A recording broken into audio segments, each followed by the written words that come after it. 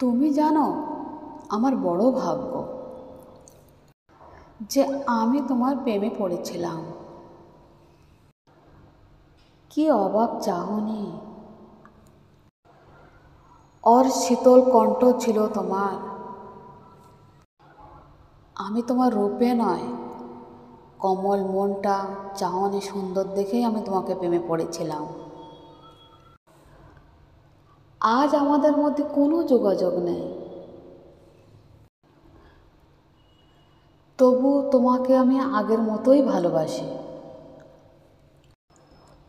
একটা বিষয় কি জানো তো, ভালোবাসাটা না দেখানোর বিষয় না।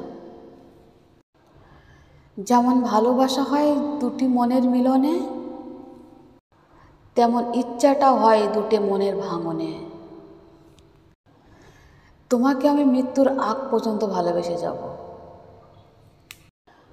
তুমি আমার প্রিয় চেয়ে তো প্রিয়তমা।